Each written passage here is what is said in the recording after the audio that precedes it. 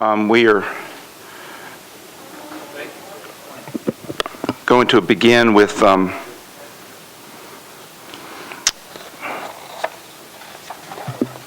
few resolutions before as we work. Some folks are coming in the building as we speak, so we will wait a moment or two before we take up our major business of the day.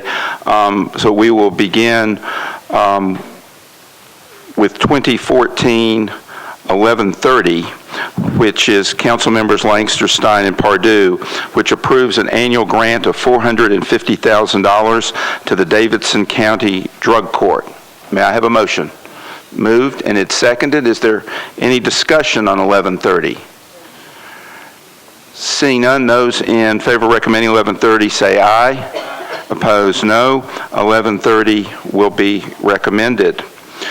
2014-1131, Councilman Stein approves an amended and restated license agreement between Metro and Blink Acquisition, LLC for the maintenance of electric vehicle charging stations on Metro property. I first need a motion to put on the floor. It's moved and seconded. There is an amendment. Mr. Cooper, the amendment? Yes. The agreement as written gave the contractor the right to match any future bid for these type services, and we had some concern about including such a provision in the contract. So the amendment clarifies that that would only be with the approval of the council by resolution. May I have a motion on the amendment? It's moved and it's seconded. Is there discussion on the amendment? Seeing none, those in favor of the amendment say aye.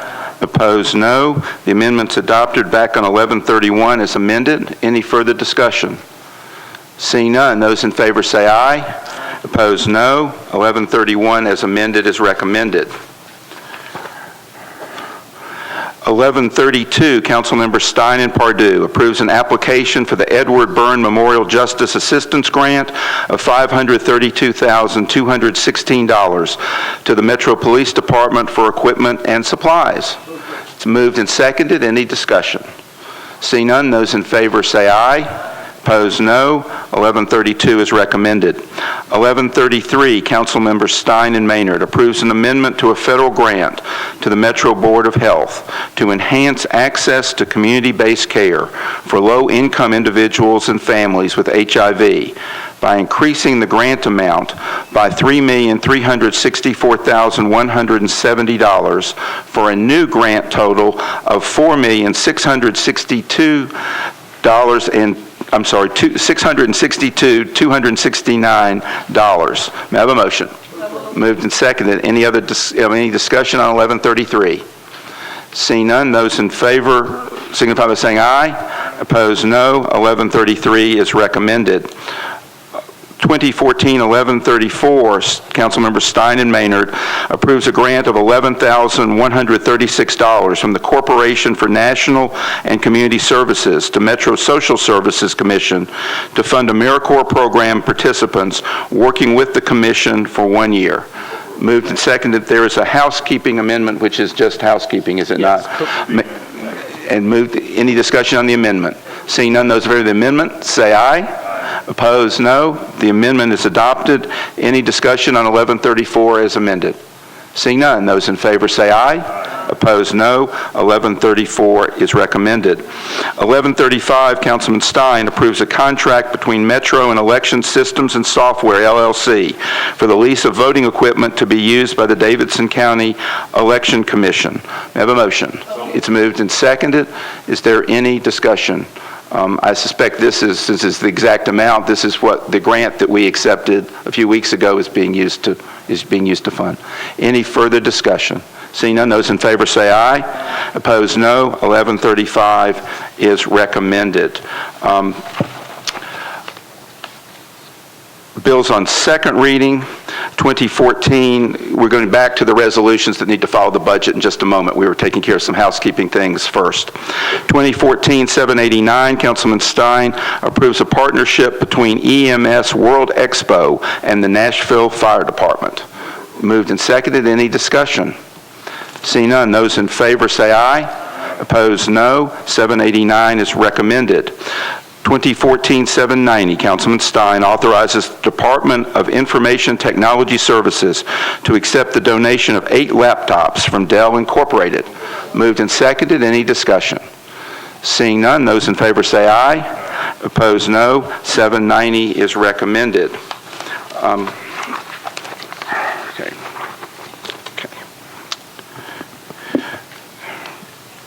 Then, to keep us in appropriate order, ladies and gentlemen, we will move to 2014-774, Councilman Stein, which adopts the operating budget for the metropolitan government for fiscal year 2014-2015. Moved and seconded. There is a substitute proposal for the purposes of discussion. May I have an... It's moved and seconded. Just so mine is not the only voice you hear in this meeting, I'll ask Mr. Cooper to briefly take us through the substitute changes. Mr. Cooper. Do you want me to go through all the changes or just the where the money is coming from? Where the money's coming from. Okay. I'm going to go through where the $679,000 is coming from that funds the additional items in the budget.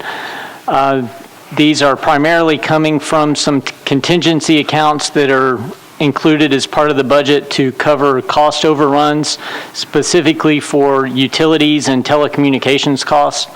That is not anticipated to have any direct operational impact on a department, any department, but it will require departments to closely monitor their utility usage and make sure that they're staying on budget.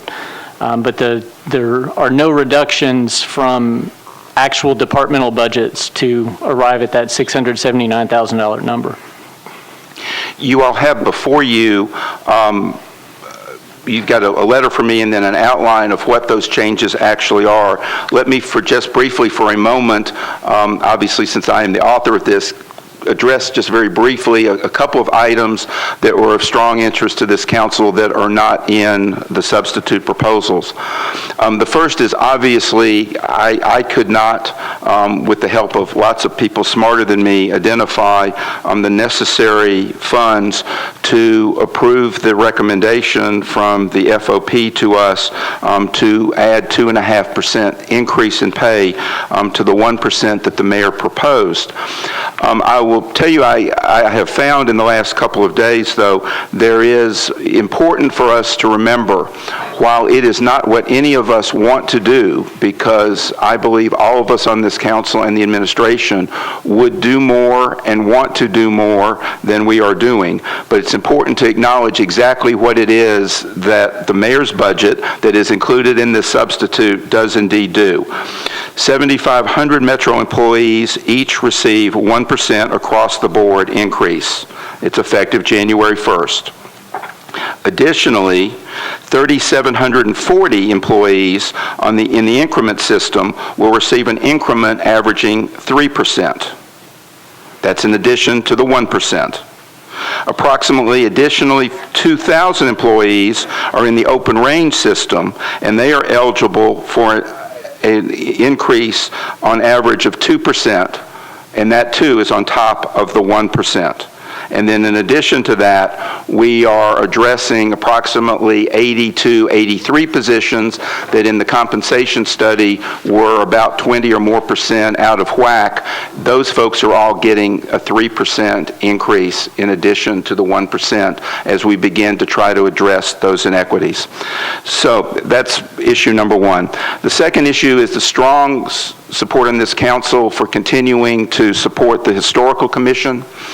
Because of all of the different and varying information we received based on where they are and their workload after they received one position last year, I visited with Tim Walker and suggested that it would strongly help his case to do an audit of their workload, which he has agreed to, and the letter is on your desk that I've sent to the audit committee, and will urge those members on the council and in the administration on the audit committee to try to get that done as soon as possible, which I think then will certainly help us understand exactly what that workload is, and I believe the folks at the Historical Commission believe that will help their case.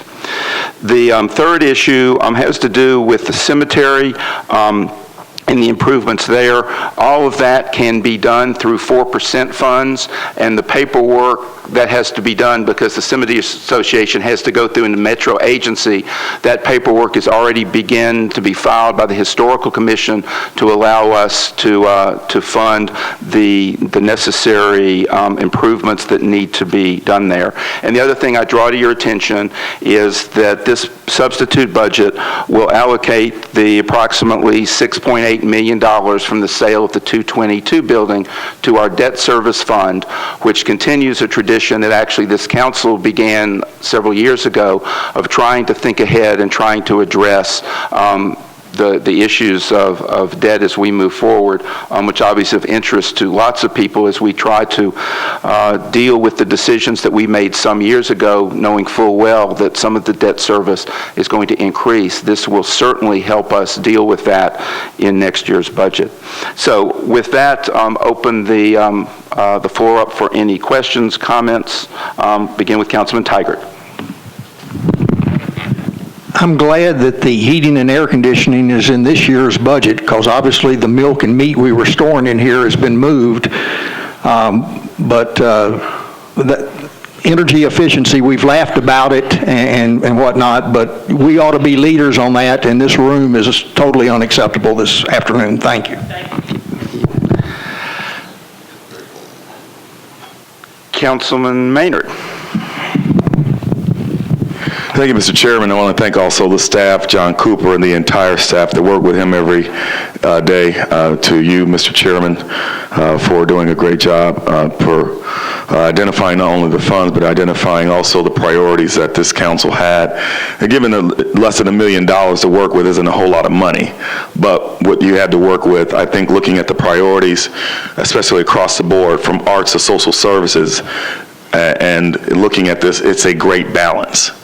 And if you look at democracy, and if several states have been under attack, including Tennessee, regarding Voting Rights Act, the Voting Rights Act being diminished, looking at laws that have been passed to suppress certain communities from voting, for us to give more money to the Election Commission so that we can have more early voting sites, shows that we are a shining light to the rest of the country as our commitment to the Election Commission.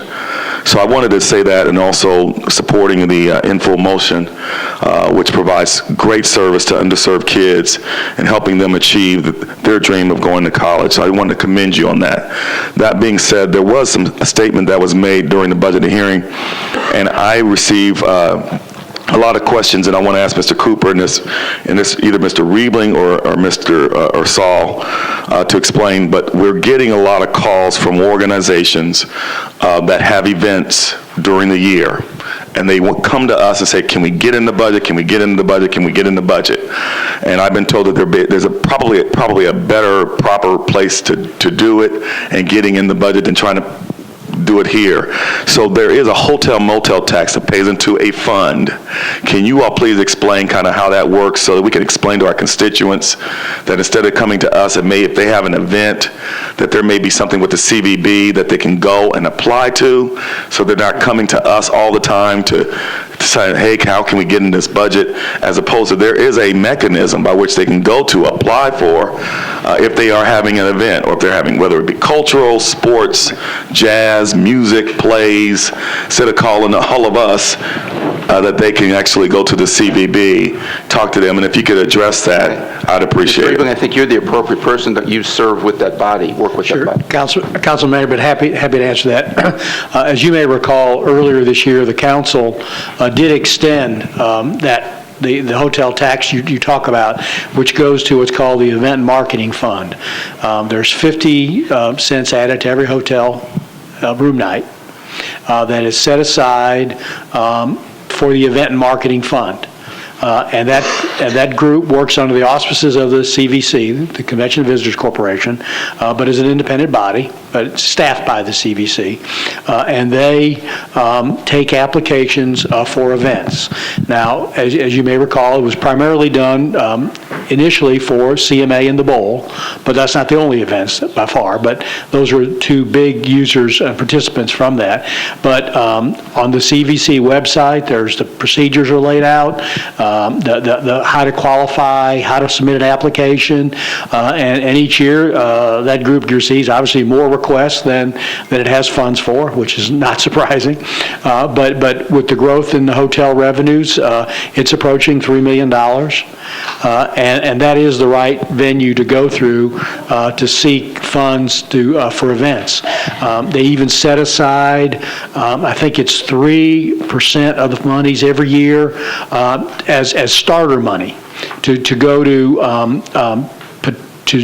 startup groups and to first-time events that might grow as seed money to see if those events might grow one day to be tourist draws for the community. So the mechanisms and the procedures are very much laid out, and would urge people to go to that website or to contact myself or someone at the CVC in terms of how to make that happen. Thank you, Mr. Rigby. I appreciate that because, again, I've been bombarded by how do we get our event, and this is a mechanism by which they can use. As I close, I just want to again commend you on the balance that was given in this particular budget as the substitute, and I'm going to be supporting it, and I thank you. Thank you. Councilman Davis. Thank you, Chair. I appreciate all your work and all the work of the staff. Just wanted to speak briefly in support of the substitute as well. I think you did a great job with the memo clarifying with the employees and everything. I know that was very difficult, and I appreciate you providing some clarity on the raises and things that are going out this year. Just wanted to briefly mention full support of the audit and the process you mentioned on historic. I think that'll be great, and we can see where we are and everything with that. And also wanted to say thanks and appreciative of the planner position. I think for district council members, we've talked about it in the planning budget, but it's going to be a big deal for us to have that liaison. And I think it'll make a big difference for us. And thanks again for your work, and I appreciate it, and we'll support the substitute budget. Thank you. Councilwoman Langster.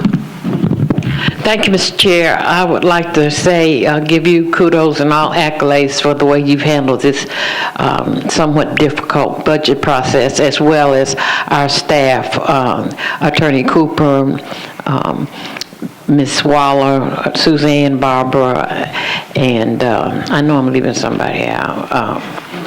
Roseanne. Mike Curl, yes, They worked sometimes they worked late because we stayed late, and I appreciate them. We don't say thank you enough to them. And also, I left out Ms. Hayes, Roseanne Hayes. She's used to working late hours. But my question is, last year, Mr. Reveland, I asked if there was any money in the small minority bank. And again, I am asking, is any Metro money in the minority bank on 21st and Jefferson Citizens Bank? I don't know the exact, I don't think so, but I'll double check. We have an annual contract that we put out for bid for our banking relationship, and it's currently held by First Tennessee Bank. And whether there's any deposits put in additional banks, I don't know the answer to that. I'll find out. Okay, so there is a system and a process for selecting the bank that the money, Metro government goes into. Yes, ma'am. It's done on a 5-year basis, and was probably put out for proposal probably 2 years ago. So we're probably in the third year of that contract. Okay, so if Citizens does not apply during the RFP process, then they're not considered automatically. That would be correct. Yes. I understand that. And with that, I'd like to say again, thank you for your leadership, and Attorney Cooper, you have really stood toe-to-toe on some tough issues, and I appreciate how you handled yourself and got the answers that we requested. Thank you. Thank you. Councilman Claiborne. Thank you, Mr. Chair, and thank you for your leadership in this process. You've been very fair, very patient to allow everybody their opportunity to speak their mind and ask their questions and address their specific issues. And so kudos to you for your leadership and for the the work that you've done to get us to this substitute amount. I have one question for clarity. Looking at Dr. Register's letter here of June the 11th, and I'm wondering if his statements here about the need to study the garden issue is the reason that we didn't see any monies for stipends in this substitute. That is correct. There is going to be some ongoing discussions with folks at the Board of Education and council members Tigert and Weiner. They're going to take a look at what it would look like to administer it, talk with us a little bit about it, and there may actually be another couple of options about how to provide those grants that are going to be looked at going forward in partnership. There may be another entity that might be a partnership entity to do that.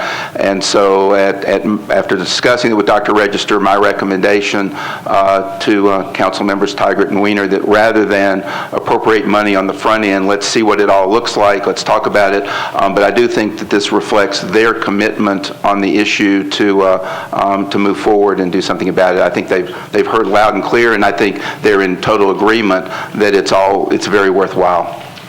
So, Councilwoman Johnson. Thank you, Chair Stein. I also want to echo what my colleagues have already shared and thank Mr. Mr. Riebling, you, Chair Stein, for all of your incredible leadership, John, Marty, Talia, and all of the staff, and the mayor himself.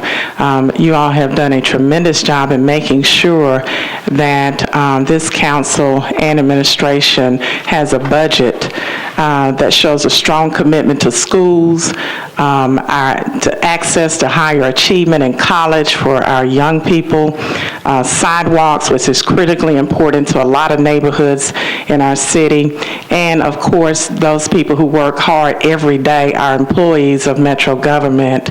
The restored money to help us council members, to help our communities is also very much appreciated. I think that you, Chair, have been very fair and inclusive, and this has been one of the easiest and most understandable budget processes that I have been through since being new on the council. So I appreciate your leadership.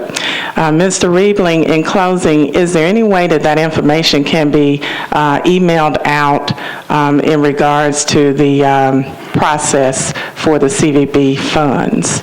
Thank you. Sure. We'll get that to every member of the council. Okay. Councilwoman Berry.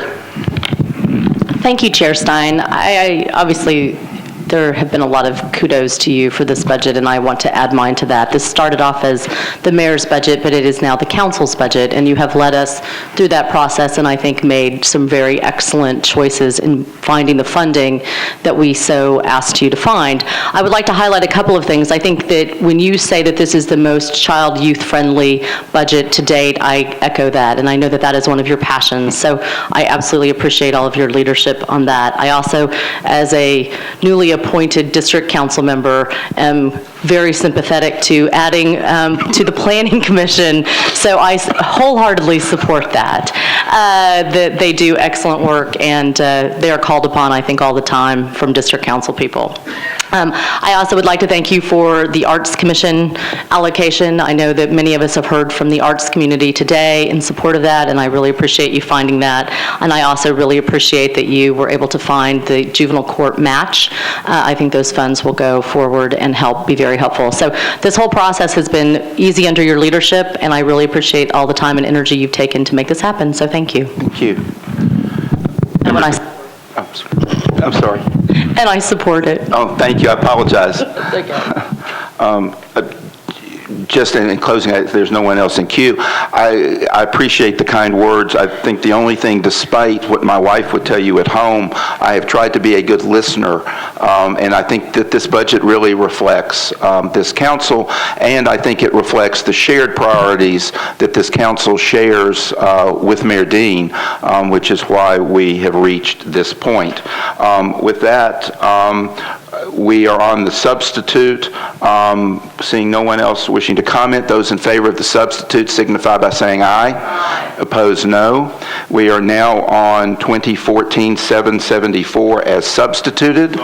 Moved and seconded. Those in favor say aye. Opposed, no. 774 as substituted is recommended to the full council.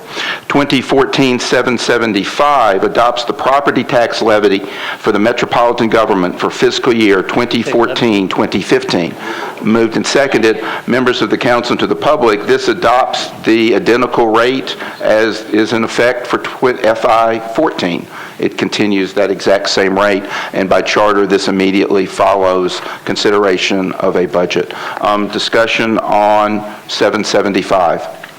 Seeing none, those in favor say aye. Aye. Opposed, no. 775 is recommended. This moves us to 1126, which determines to issue up to $275 million in GSD general obligation bonds to provide funding for various projects contained in the Mayor's 2014-2015 capital spending plan. Might I have a motion? Moved and seconded. Thank you. Let me just outline, because this is hugely important. This is the sister to our operating budget, but just to remind everyone, this resolution includes funding for $110 million for Metro school projects, including $75 million for new schools and renovations. It includes one of the council's highest priorities, $17 million for sidewalks. It includes $30 million for paving projects. It includes $36 million for park projects, including $10 million to the Nashville Zoo, located on park property.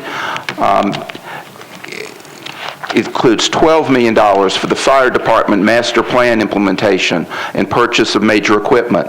It includes $5 million for general government technology improvements. It includes $18 million for the replacement of MTA buses for 100 new bus shelters and BRT light infrastructure, particularly on Charlotte Avenue. And it includes $11 million for general building maintenance and energy improvements. We have a motion and a second. Discussion on the capital spending plan. Councilman Tygart.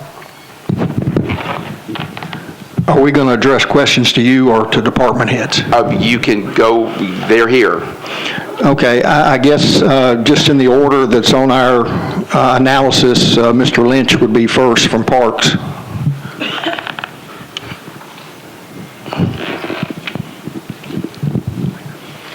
Hey, Tommy. Question, there's a comment about the new community centers, the last two facilities identified in the master plan. At one point, there was a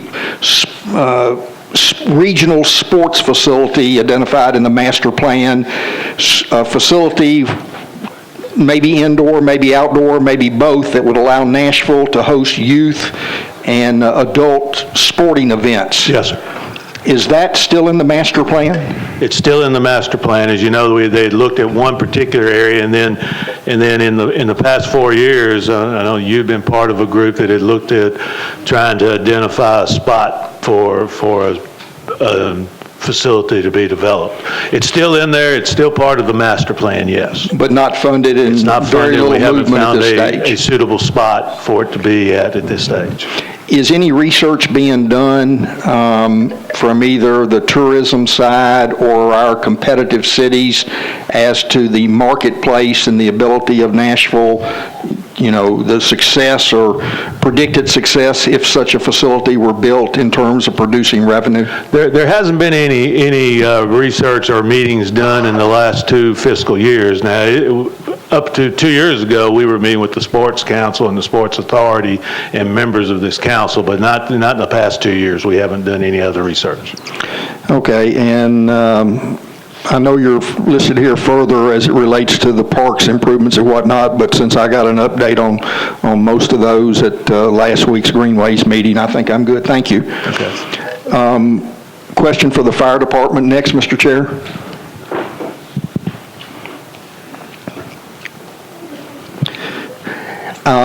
The $12 million continues improvements to facilities and fire halls in accordance with the master plan. Do we have a list of the order of priority for new fire halls or renovated fire halls? We are working on that right now. We don't have a final list, but as soon as it's ready, we'll be glad to get that to you.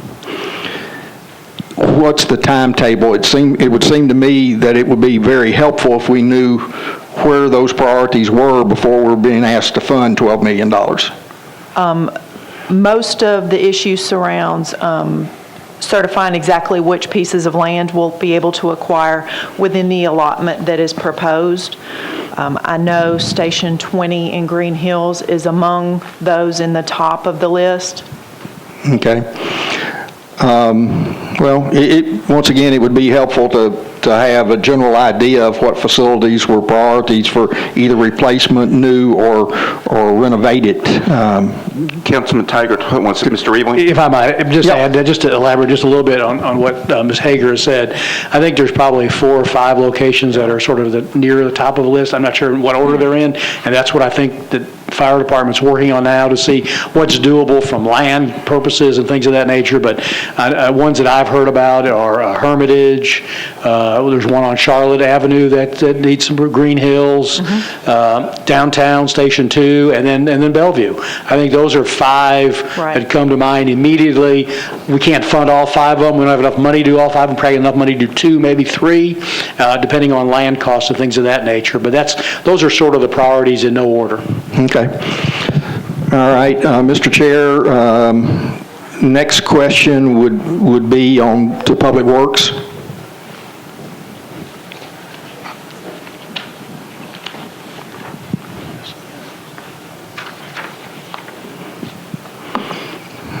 Good afternoon, Mark. It's always a pleasure. Hello, Councilman Tiger. Same question as to the fire department on the sidewalk issue. Do we have an idea of what neighborhoods, what target areas are the priorities? We follow our master plan, which reaches out to every neighborhood and every council district. And we have a rather large list of needs, roughly $100 million. So I have already started going through that list to identify the highest priority sidewalks for the upcoming year. Will this be done strictly by your scoring system, or is there any room for debate? There's always room for debate. In fact, the scoring system is strictly a starting point to get it on the radar screen, because we learned 10 years ago that you can't rely on the computer scoring these things. So all of our projects require a follow-up visit to the actual project to do what we call a sanity check. We also need to incorporate all the amendments that the council, because the council put in some sidewalk amendments, so we want to make sure those are looked at as well in case they weren't on the list. But we'll look at all of those and do a sanity check and score them again. Since stormwater drainage runoff is a major part of new sidewalk or upgraded sidewalk, does the water department participate in sidewalk construction?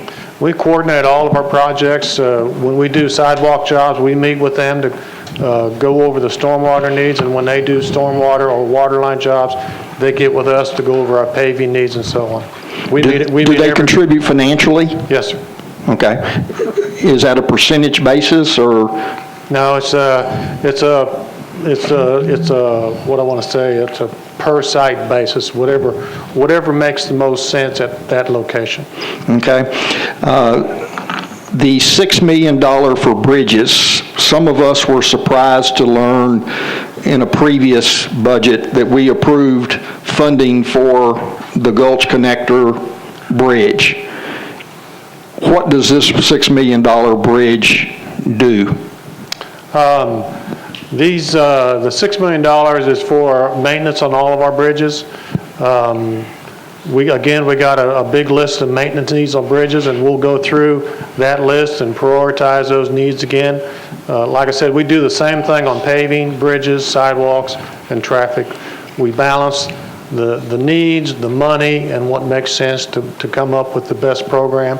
A lot of times we'll apply for grants to try to take advantage of, say, an 80% federal grant so that we can extend our funds.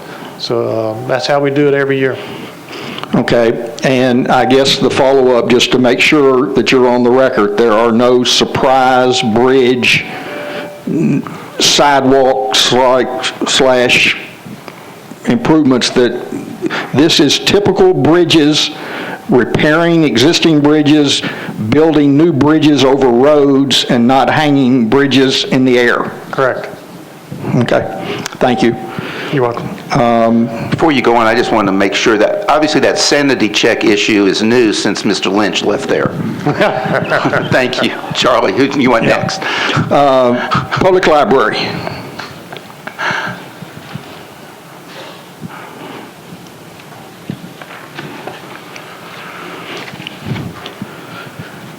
Welcome.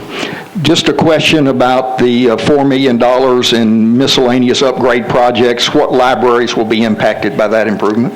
We are putting all the libraries that need improvements in priority order. I know Bordeaux is up for a major renovation, Edmondson Pike, and then we're looking at Hadley. Pruitt is already underway. We have several in the pipeline looking at who needs improvements and renovations at this point. Does this provide all the money to take care of all your deferred maintenance issues, or is there a backlog that would require additional funds? We're hoping it'll take care of most of it. Okay. All right. General Services? They're not leaving. We'll come to you in just 1 second. They're all, thank you.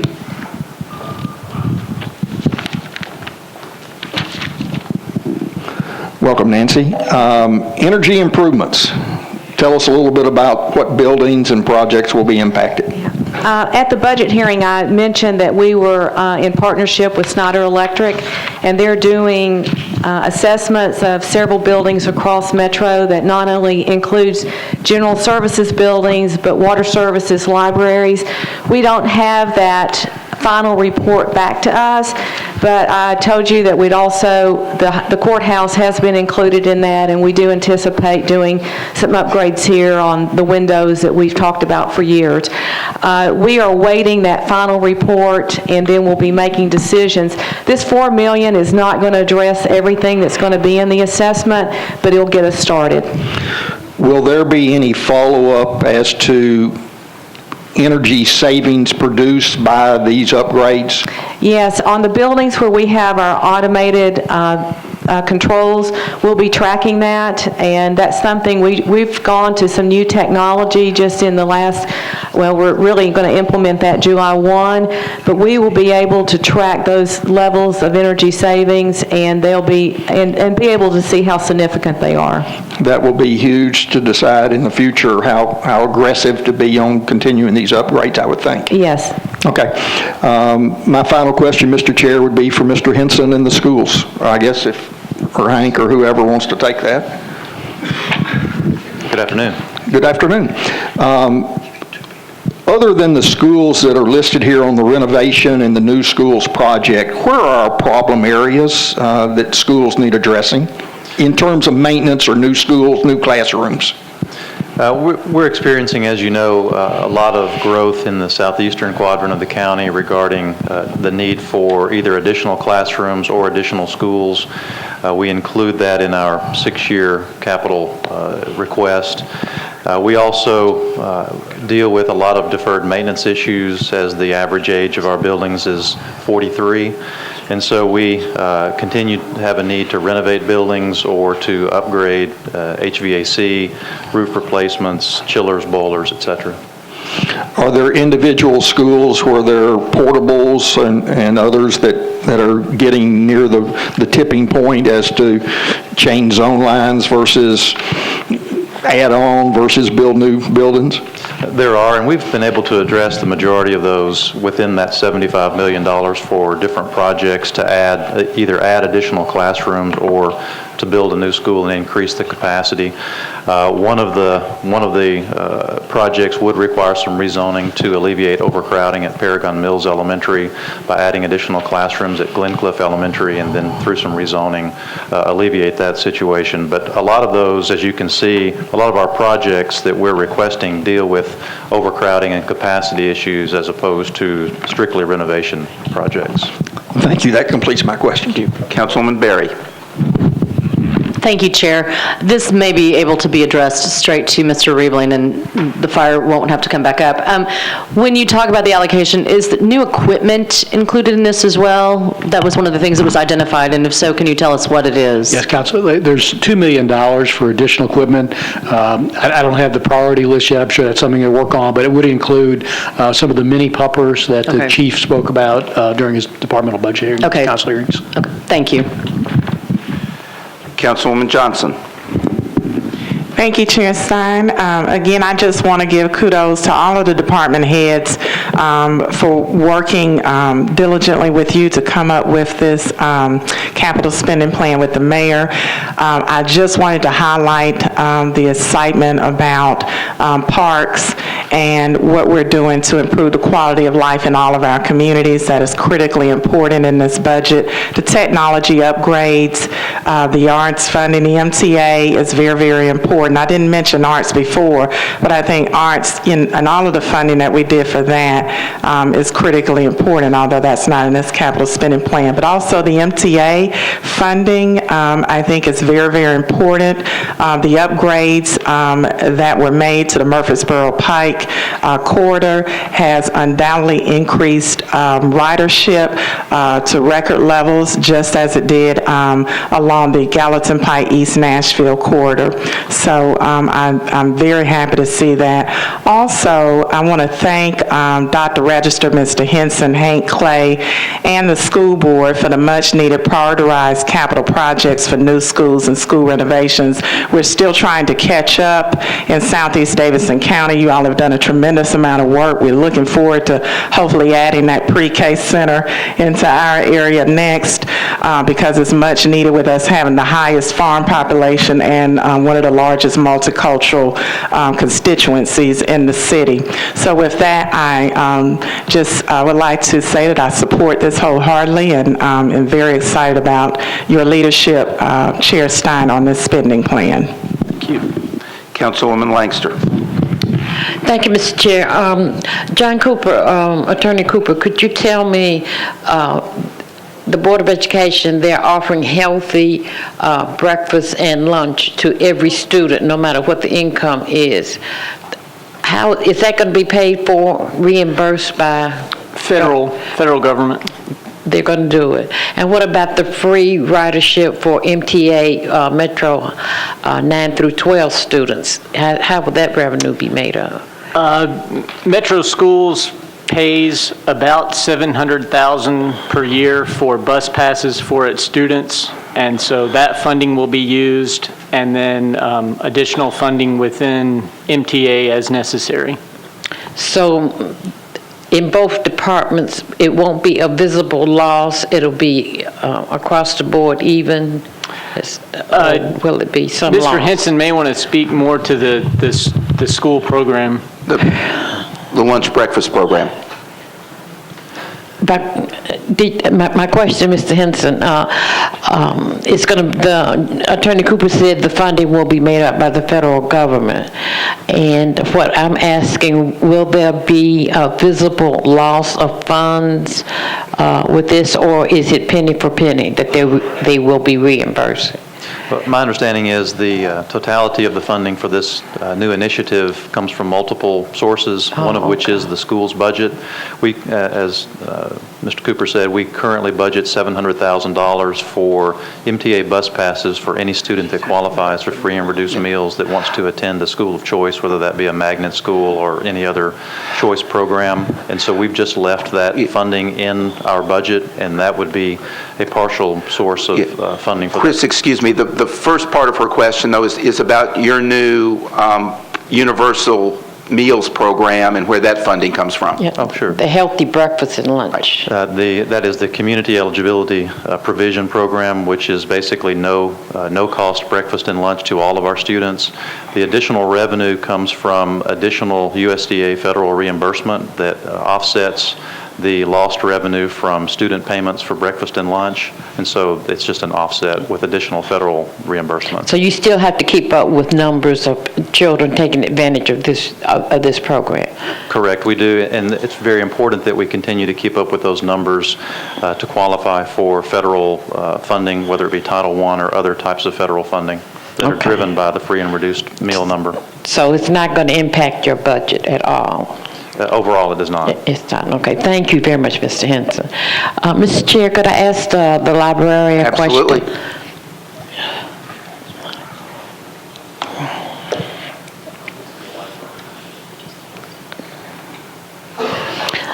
Good afternoon again. I wanted to ask you, you said Hadley Park is in that list of renovations and repairs. Yes, ma'am. Will it be completed by fiscal year 2015, or do you? We're hoping that it will be, yes. Oh, okay. It's not, is it at the bottom of the list, or what? No, where would you- it's one of the priorities. Oh, okay. Thank you very much. Councilwoman Moore. Just a quick question to Mr. Henson.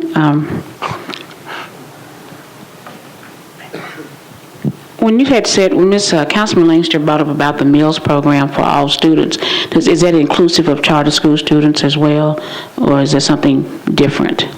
I'm not sure of the status of the charter schools. Some of them provide their own meal program, some of them contract with us, and we provide the meal program for them, so I'm not sure of the status for charter schools. Okay, could I get a response for that when you do find out? Sure. I appreciate it, thank you. Glad to.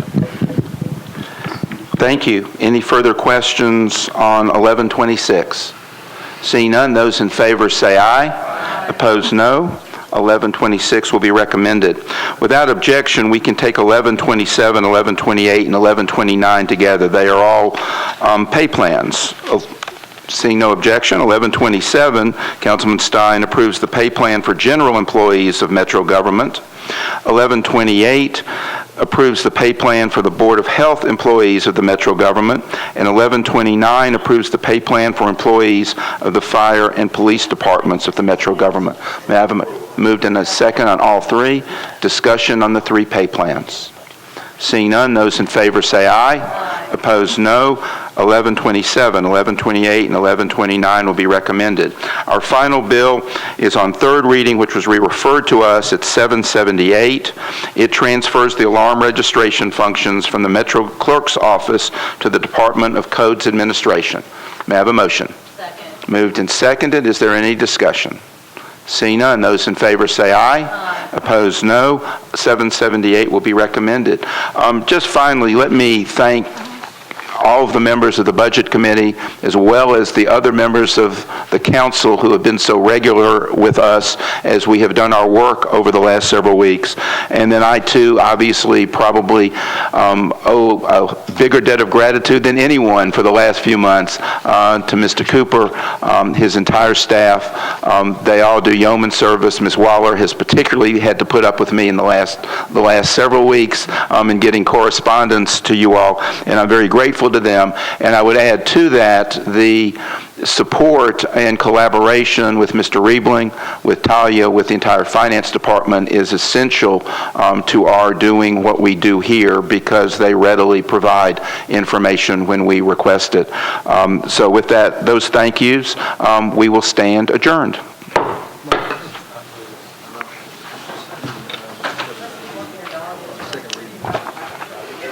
Well, I guess we could have stayed at 4.